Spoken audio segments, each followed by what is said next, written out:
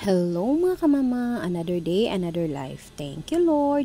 So for today's mini vlog mga kamama, akuan ng kuluran ang ako ang taud-taud na gyud nga gi-crave. And then very much lipay kaayo inyong kamama kay complete ang ingredients karon. I mean not complete mga kamama, for me lang ha. Mao ni akong nakit-an dito sa Facebook.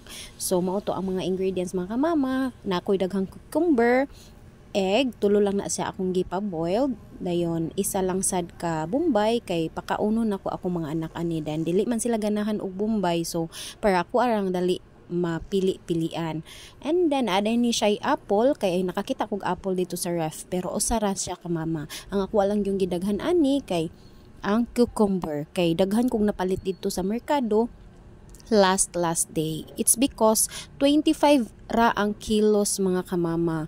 Nagkuyog mi sa akong husband ato maotong daghan jud akong gipalit kay syempre mga kamama kung naadto jud kag merkado daghan jud kag mabitbit ana. So since naaman siya, ako gyud giubay-ubay ang cucumber.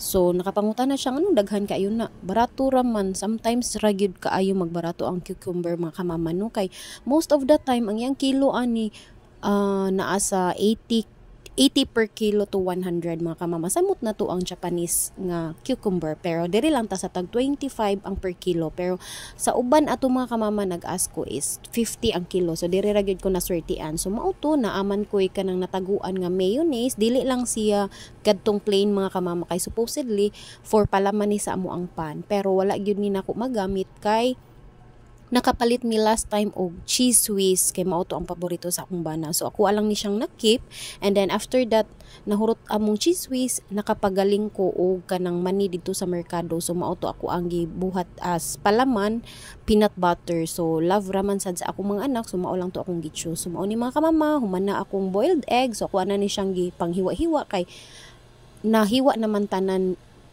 ang ako ang ingredients katong apple ug ang cucumber and then Bombay. Pa-cubes lang na siya mga kamama no. Tulo ra gid na ka egg, may pag-akuan na siyang giupat kay lami sad siya nga naay daghan egg mga kamama. So since akong egg tulo na lang gyud ang nahabilin kay everyday almost everyday gyud mi ga egg sa mga bata kay ako og gilikayan ang mga food nga frozen products. So mas better man daw ang egg mao tong kalas kay mi og egg. So mao to ako nang gimix-mix mga kamama and then takam na takam kaayo ko ana.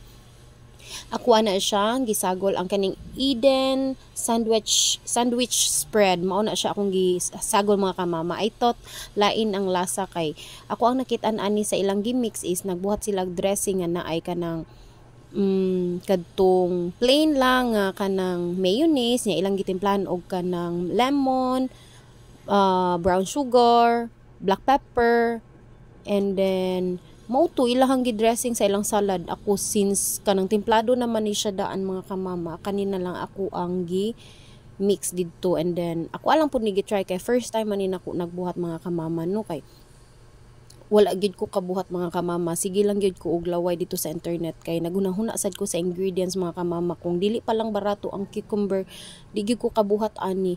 Karon man good kay naana koy nakastock daan nga kaning mayonnaise and then ang egg nakapalit sad ko nya mas barato man sa merkado. So tag-utso lang ang isa ana, dayon ang cucumber gyud ang ako ang pinaka main ingredients ani mao ni akong gidaghan kay ug wala pa ni nako giingon ani mga kamama. Ako ang mga anak mangaon man but then dili gyud kaayo super kaon gyud, hasta akong husband dili jud kaayo siya fan og cucumber. So karon nga akong giingon ani ni kaon gyud siya mga kamama, apati na akong mga igsuon og ako ang mama kay kadto ako lang giingon ato nga hiwa-hiwaon lang dili gyud na sila mangaon. Dayon karon nga naaman koy chia seeds mga kamama, nakahuna-huna ko so ako asyang giapasan. Bugnaw na ni siya kamama, so ako ana lang gisagol ang chia seeds para mas mo healthy pa gyud ang amuang salad mga kamama. And then after that one ako asa siyang gibutang sa chiller kay para mas lami ang ato ang pagkaon. So that's it for today's video mga kamama. Thank you for watching. God bless us all.